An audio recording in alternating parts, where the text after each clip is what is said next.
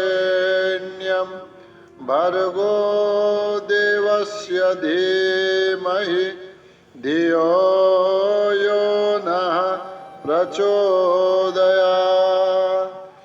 ॐ त्र्यम्बकं यजामहे सुगन्धिं पुष्टिवर्धनम् उर्वारुकमिव बन्धनात् मृत्योर्मुक्षीयमामृतात्। ॐ सहनाववतु सहनौ भुनक्तु सह वीर्यं करवावहै तेजस्विनावधीतमस्तु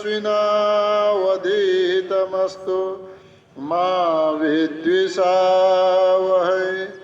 ॐ असतो मा सद्गमय तमसो मा ज्योतिर्गमय मृत्योर्मामृतं गमय।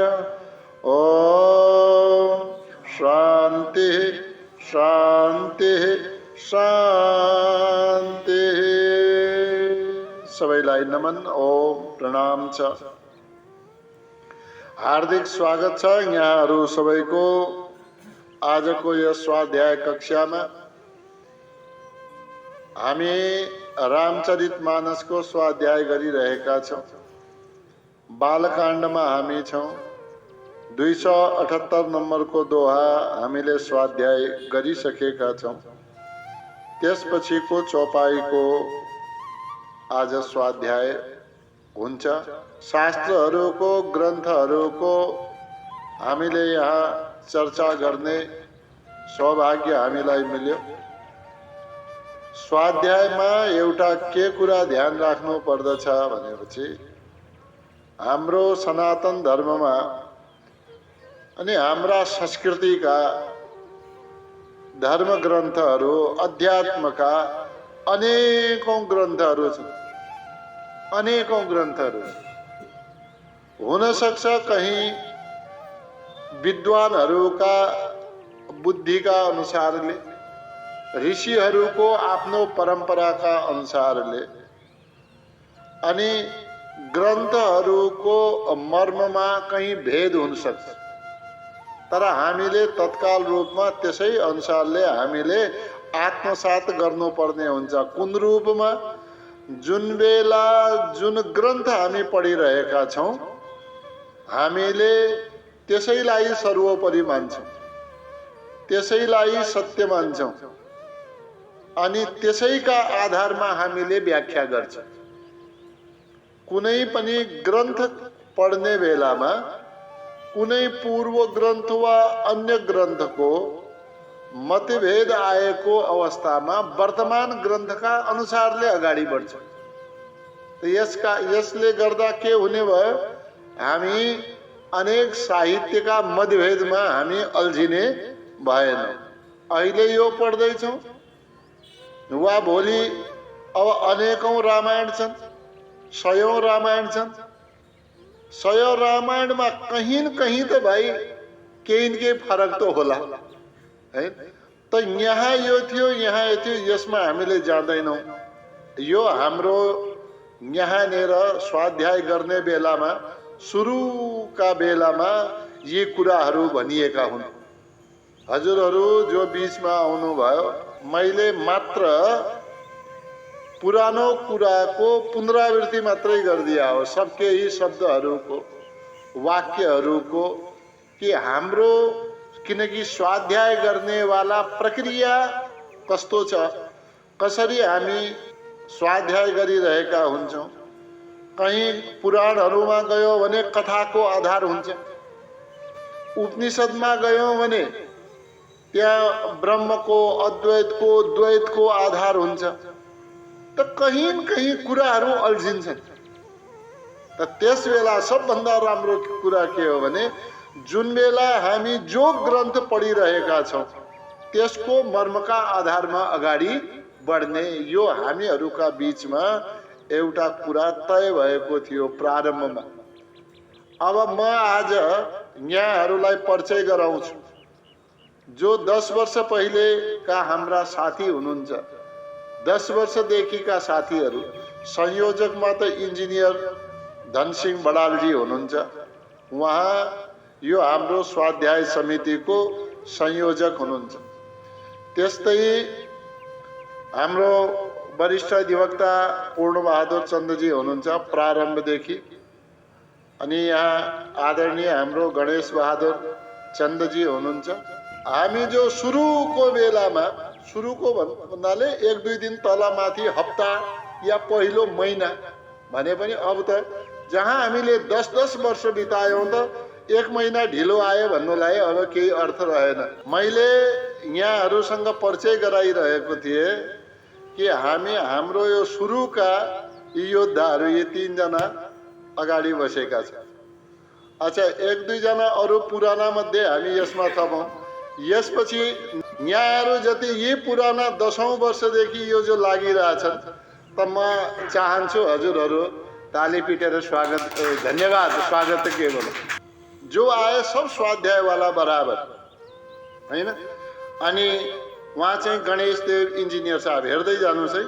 उहाँ हरिप्रसाद उप्रेतीजी, उहाँ शेरबहादुर चन्दजी, पछाडि बस्नु भएको छ, म पछाडि लिए, लक्ष्मी पन्तजी, उहाँ हेमराज जोशीजी, उहाँ आज आउनु भएको छ, पदम बहादुर थापाजी, केमाबाट, कहाँबाट, भगतपुरबाट, ल बढिया छ सर।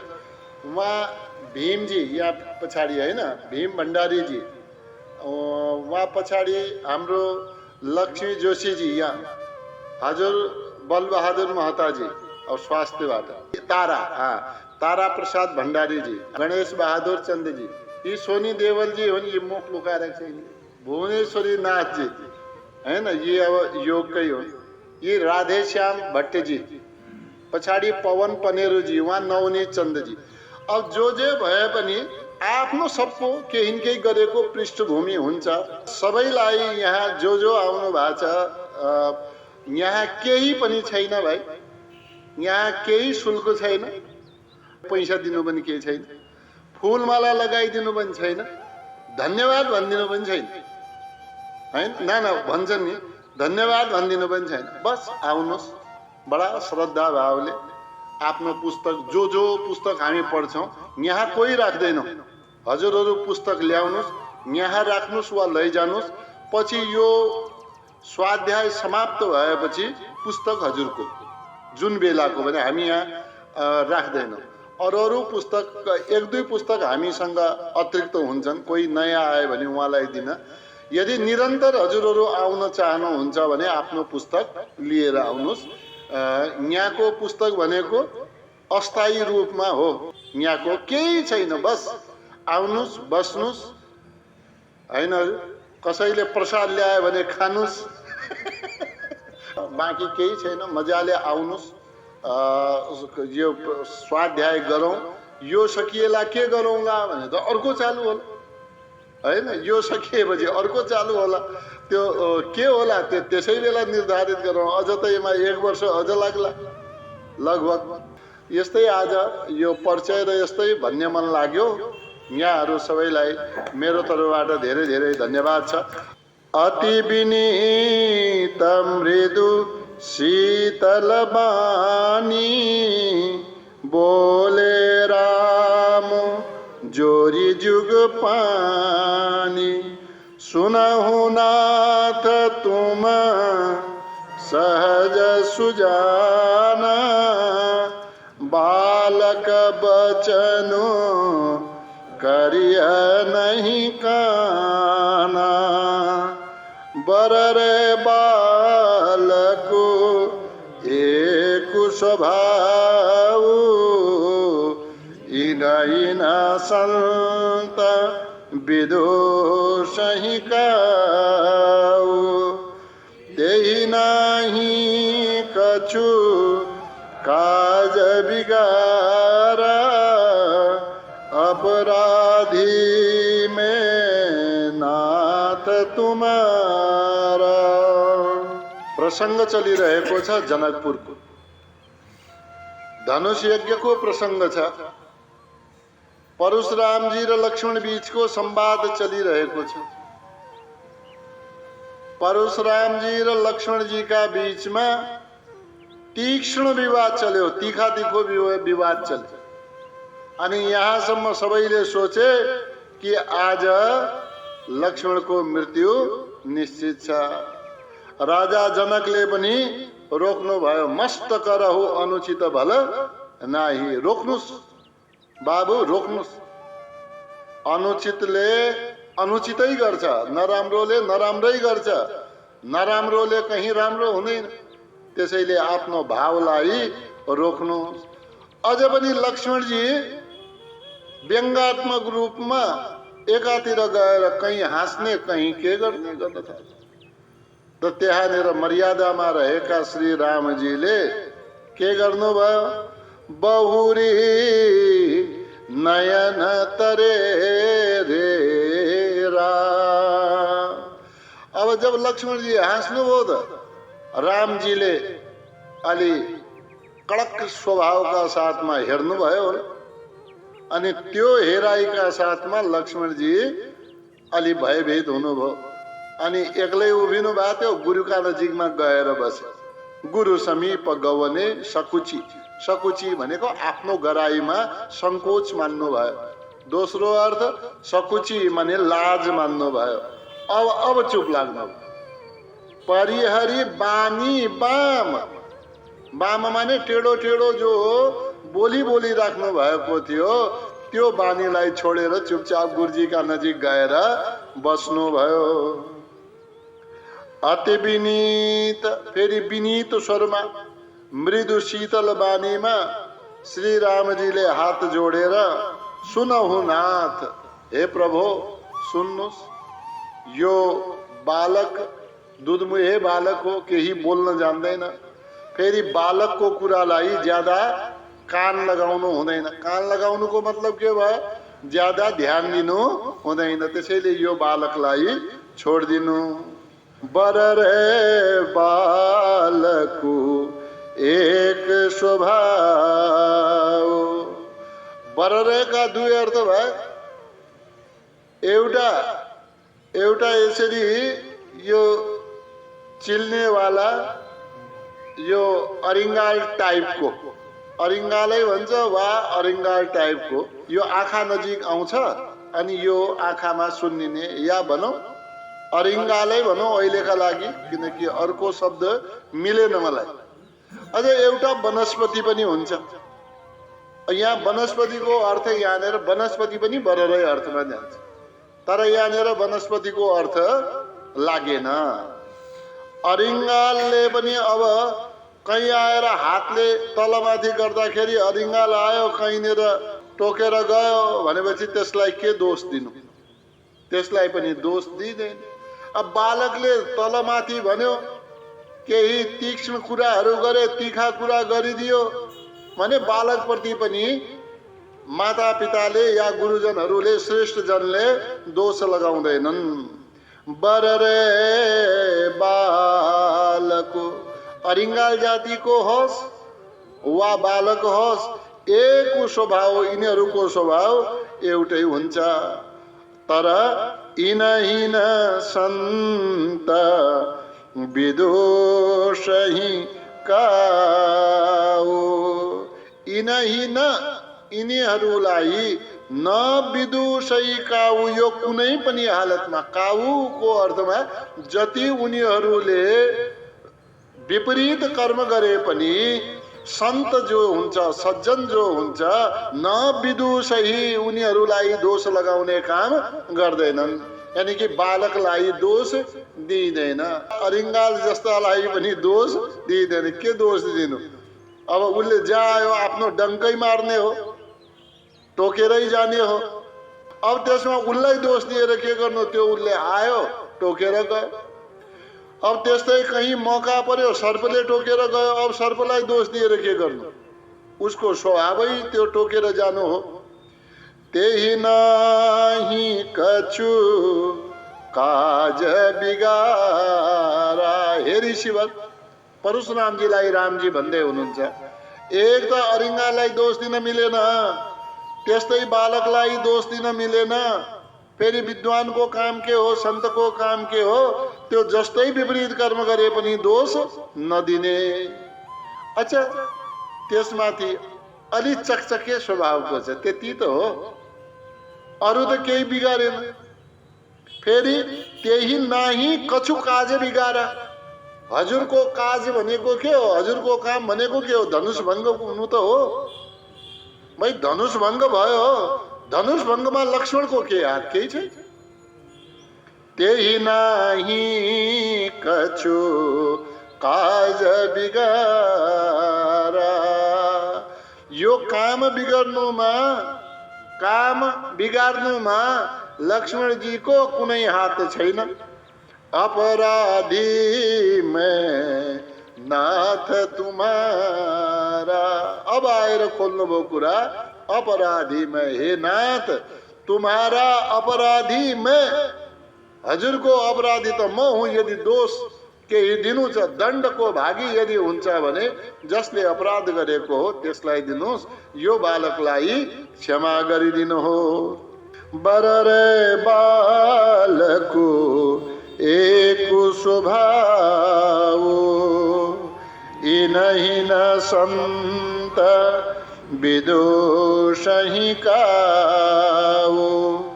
तेहि नाही कछु काज बिगारा। अपराधी में नाथ तुम्हारा। कृपा को बधु बंधव गोसाई। मोह पर करिय दास की नाई। कहिया बेगी जही विधिरेश जाई। मुनि नायक सोई करो उपाय। और रामजी भन्नुहुन्छ, हे मुनि नायक, हजुर त मुनिहरूमा पनि श्रेष्ठ हुनुहुन्छ। सम्बोधन छ मुनि नायक। सारा मुनिहरूमा पनि नायक, सबको नेतृत्व गर्नेवाला, सबैमा अग्रणी हुनुहुन्छ।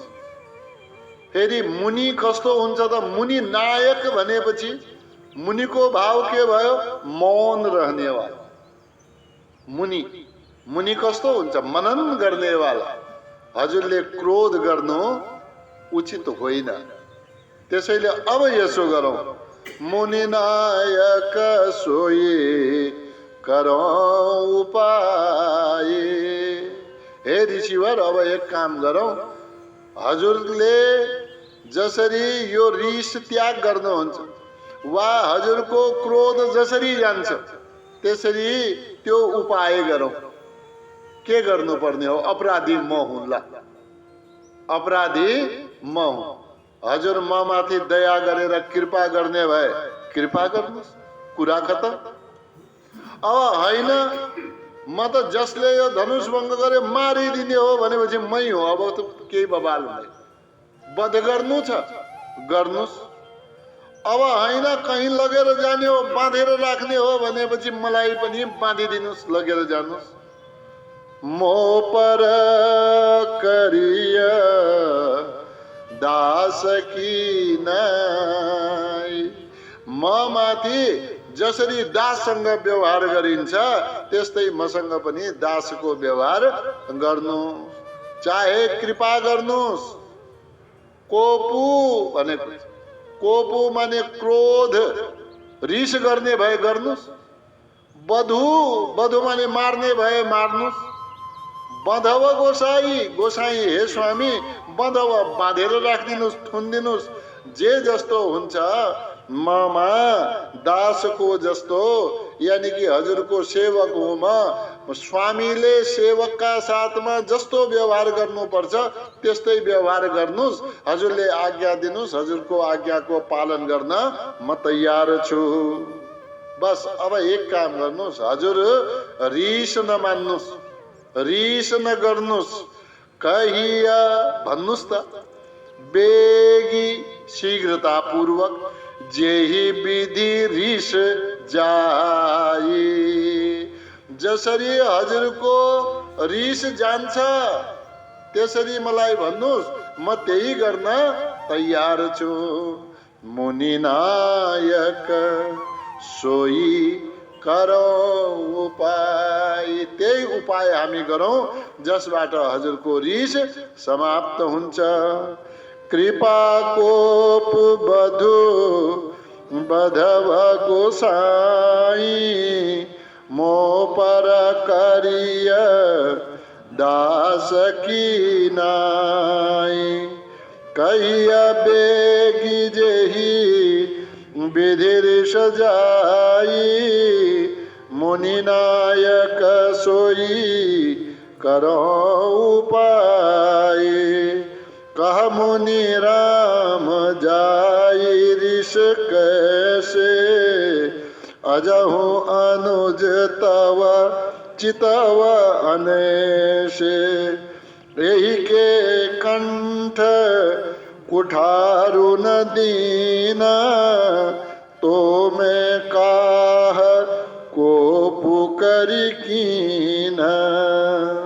अब परशुराम जी भन्छन्, अरे राम यो कुरा त ठिक हो, रिस हटाइदिन्थे म। एकछिन हेर त तेरा भाइलाई हेर त, अझ पनि कसरी टेढो भएर उभिया छ, अनि कसरी हेरिरहेछ हेर त। कह मुनि राम, ए राम जाई रिस कैसे। रिस त म त्याग गरिदिन्थे, रिस त्याग गर्नु ठुलो कुरा होइन, तर जाओस् कसरी मेरो रिस। अजहु अनुज तव, अजहु अझ पनि यति कुरा तिमी गर्दैछौ, अझ पनि अनुज तव तिम्रो भाइले, अनुज भन्छ कान्छो भाइलाई, जेठो दाइलाई के भनिन्छ, अग्रज भनिन्छ। ज माने जन्मिएको, अनु माने पछाडि, अग्र भने पहिले, अर्थ आफै खुल्यो। अग्रज भन्नाले जेठो दाई, अनुज भन्नाले कान्छो भाइ। अजहु अनुज तव, तव अनुज हेर त आफ्नो कान्छो भाइलाई। चितव अनेसे, अनेसे भनेको स्वाभाविक रूपमा होइन, यो टेढो मेढो भएर अस्वाभाविक रूपमा भएर सजिलै गरी होइन असजिलो गरी हेरिरहेको छ।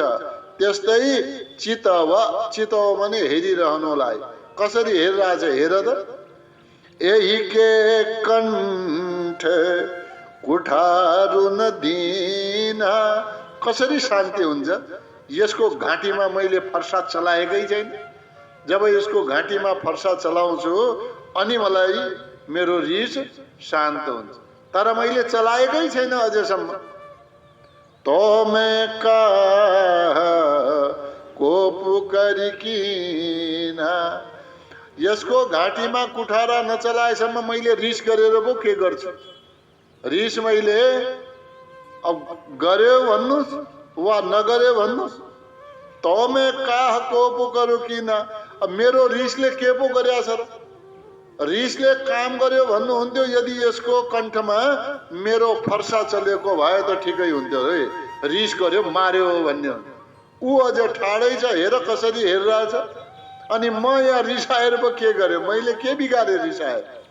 मेरो रिसले कसलाई के बिगार्यो ल भन्नुहोस् त, केही बिगार्यो। यानी कि मेरो रिस आएर यदि तिम्रो भाइलाई अहिलेसम्म मारिसकेको भए, कण्ठमा प्रहार गरिसकेको भए त हुन्थ्यो। अब त्यो प्रहार गर्न सकेको छैन, तो मैं काह कोपु करी किना, कोपु करी काह किना, यो रिसाएर मैले के पो गरिलिएर, यानी कि केही गरेन।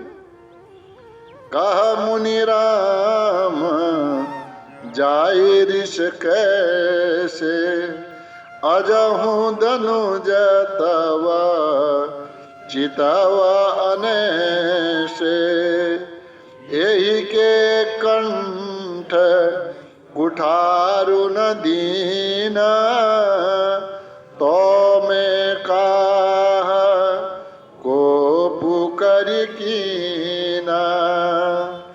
गर्भस्रवहि अवनि परवनि, सुनि कठार गति घोर, परशु अछत देखौं जियत,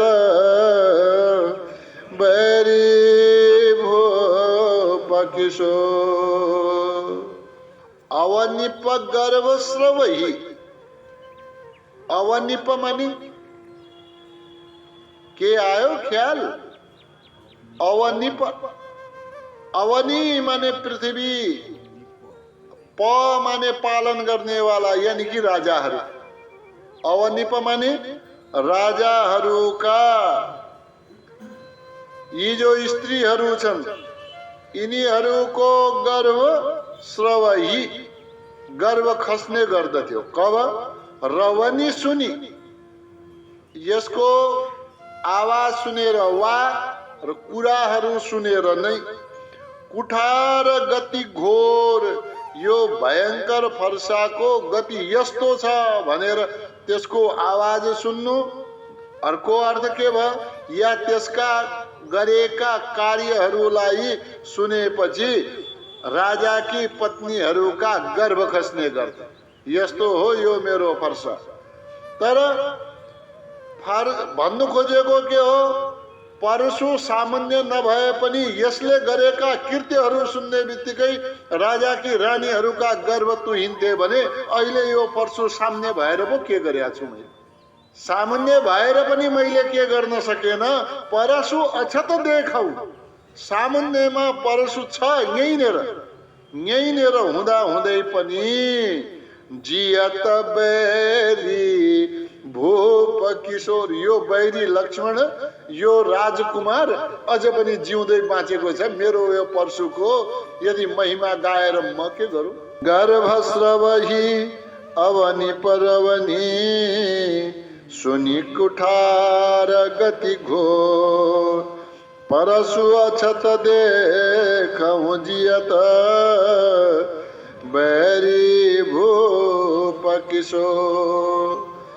बहाई न हाथो दहाई रिस छाते, भाग कुठारो कुंठित नृप घाती, भयउ बाम विधि फिरेउ स्वभाव, मोरे हृदय कृपा कसिकाओ। अब के भन्दै हुनुहुन्छ परशुरामजीले? बहाइन हाथ, परशुको प्रहार गर्न हात त चल्नु पर्यो। परशु प्रहार गर्नु छ भने हात चल्नु पर्यो, हातको प्रयोग त्यहाँ गरिनु पर्यो। तर परशुरामजी भन्छन् कि मेरो त हातै चल्ला छैन, हात रोकिए, हात बाँधिए जस्ता भयो। बहाई, यो बगिरहेको छैन हात, यानी कि हात मेरो चलायमान छैन, रोकियो हात। तर के गर्नु? रिस भने मेरो मनमा भयंकर आइरहेको छ। दहाई रिस छाती, रिसले गर्दा मार्न पाए हुन्थ्यो, काट्न पाए हुन्थ्यो भनेर मेरो यो जो छाती कस्तो भइरहेछ? दहाई, यसमा दाह भइरहेको छ, ज्वाला फुटिरहेको छ, आगो सल्किरहेको छ। भाग कुठार कुण्ठित नृपघाती, नृपघाती अनेकौं राजाहरूको घात गर्ने वाला, यानी कि अनेकौं राजाहरूलाई मार्ने वाला यो मेरो कुठारो भनेको यो पर्सा आज के भयो, कुण्ठित भयो, चल्न लागेको छैन, चलिरहेको छैन, यो कुण्ठित भएर बसेको छ। त मलाई त यसो लाग्छ, भयउ बाम विधि, विधि माने विधाता, विधाता के भए, मेरा दाहिना हैनन् बायाँ भए। कहीँ जाने बेलामा हामी भन्छौँ नि, हे प्रभु दाहिना हुनु हैन, अनि भावका लागि के गर्छौँ, शुभ शुभ कुरालाई हामी के गर्छौँ, दायाँ पारेर जान्छौँ। बस दायाँ एउटा भावका लागि हो। त्यसैले कहीँ मन्दिर भयो भने हामी परिक्रमा गर्दा के गर्छौँ, दायाँ पारेर गर्छौँ। यसरी गरिन्छ परिक्रमा। यो मन्दिर बिचमा चाहिँ यसरी गइँदैन, यसरी गइँदैन, यसरी गइन्छ, दायाँ पारेर गइन्छ। पिपल बोट कहीँ छ, भगवान विष्णुको स्वरूप सम्झेर हामी त्यसलाई दायाँ पारेर जान्छौँ। बस यति एउटा यो नियम। केमा, हामी आफ्नो शुभ मङ्गल भाव सम्झन्छौँ। त यहाँनिर बायाँ हुनु भनेको अशुभ हुनु। भयउ बाम विधि, विधि बाम भयउ, यस्तो लाग्छ कि विधाता आज बायाँ हुनु भएको छ। किन यो बायाँ भए त के भयो, मेरो स्वभावै परिवर्तन भएको छ। रिस मात्रै आइरहेछ, आगो मेरो छातीमा जलिरहेछ, मार्न पाए भए हुन्थ्यो भन्ने मात्रै भएको छ, तर मार्ने हिम्मत भइरहेछ। के भयो, फिरेउ स्वभाव, मेरो स्वभाव नै परिवर्तन भयो, हात नै चलिरहेको छैन। मोरे हृदय, मेरा हृदयमा कृपा कसी काऊ, यो कसी काऊ कसरी यो मेरो हृदयमा कृपा उत्पन्न भयो थाहा छैन। यानी कि कृपाको अर्थ के भयो, दयाको भाव मेरो मनमा कसरी उत्पन्न भयो। बहाइन हातो दहैरिस छाती, भाकुठारु कुण्ठित नृपघाती, भयउ बाम विधि फिरेउ स्वभाव, मोरे हृदय कृपा कसी काऊ। आज दया दुख दुसह सहावा, सुनि सौमित्री बिहसे सिरुनावा, बाऊ कृपा मो रति अनुकूला, बोलत बचन झरत जनु फूला। आज दया दुख दुसह सहावा। परशुरामजी भन्नुहुन्छ, हेर आज के भयो, दया, यो दयाका कारणले, माथि भन्नुभयो नि, मोरे हृदय कृपा कसी काऊ, कसरी यो दया उत्पन्न भयो। अब भन्नुहुन्छ यो जो दया उत्पन्न भयो, यो दयाका कारणले नै मैले त्यसलाई मार्न सकिन। त यसले के भयो, मैले मेरो कामलाई सम्पन्न गर्न नसकेमा दुख पनि भइरहेछ। दुख कस्तो, दुसह सहावा, यो बडा कष्टपूर्ण दुख, दुखपूर्वक सहने वाला दुख, असजिलो दुख, यो मैले सहिरहेको छु। अब कसलाई देखेर भन्नुभयो, लक्ष्मणजीलाई मार्न पाएन। सुनि सौमित्री, अब चञ्चलवाला त चञ्चलै हो।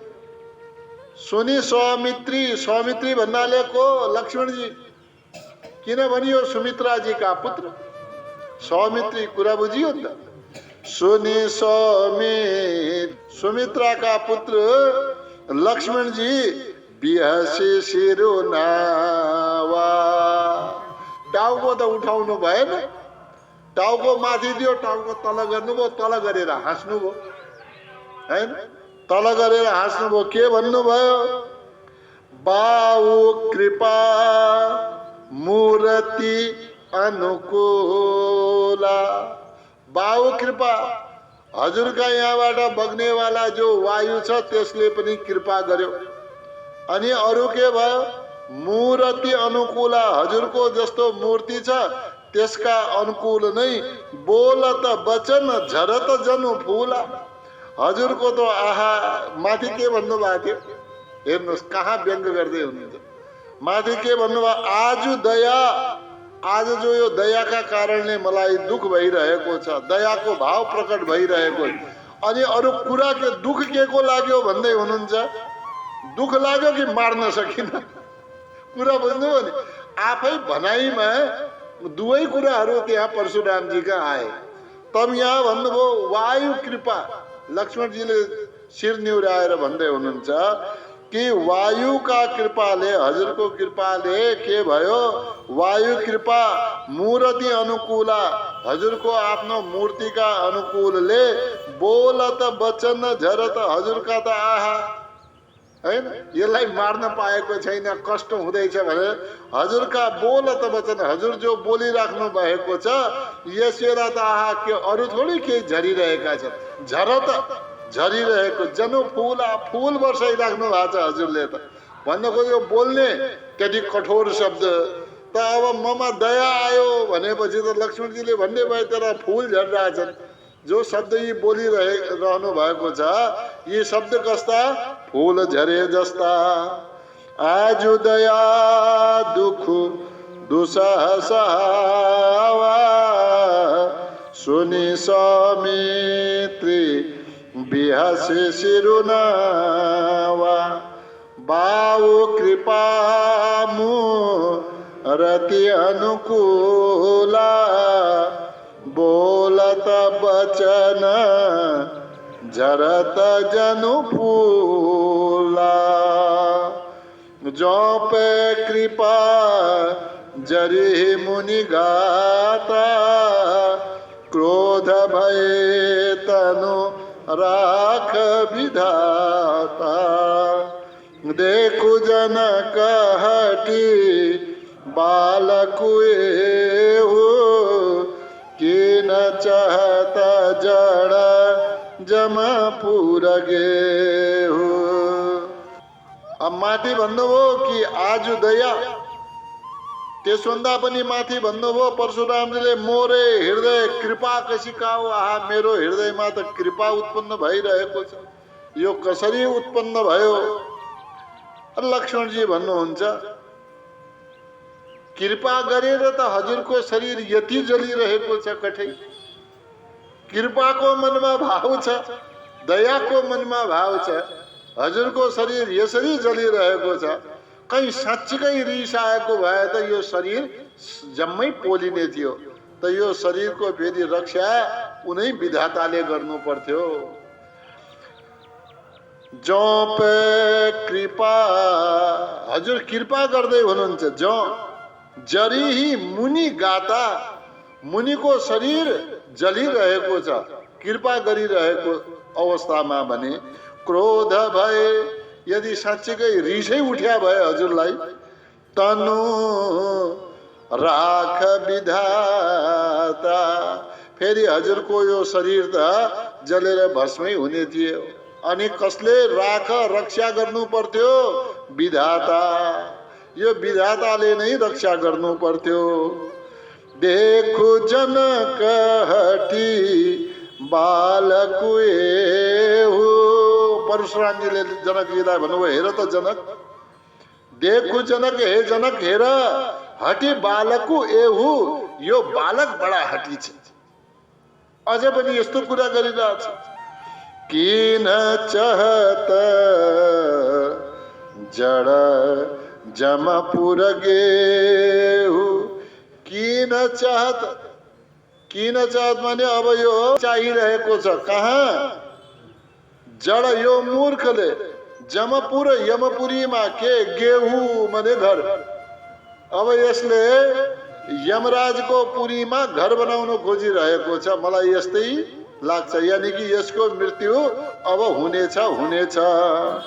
जो पे कृपा जरि मुनि गाता क्रोध भये तनु राख विधाता। देखु जन कुहठी बालक एहु, कीन चहत जड़ यमपुर गेहु। बेग करहु किन आखिन ओटा, देखत छोट खोट नृपु ढोटा। बिहसे लखनु कहा मन माही, मुदे आखि कतहु को नाही।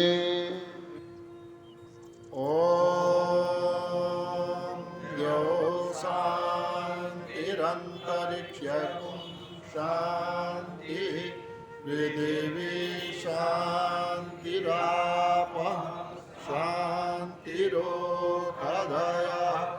शांतिः वनस्पतयः शांतिर्विश्वे देवाः शांतिर्ब्रह्म शांतिः सर्वगुं शांतिः शांतिरेव शांतिः सामा शांतिरेधि। ओम शांति शांति शांति।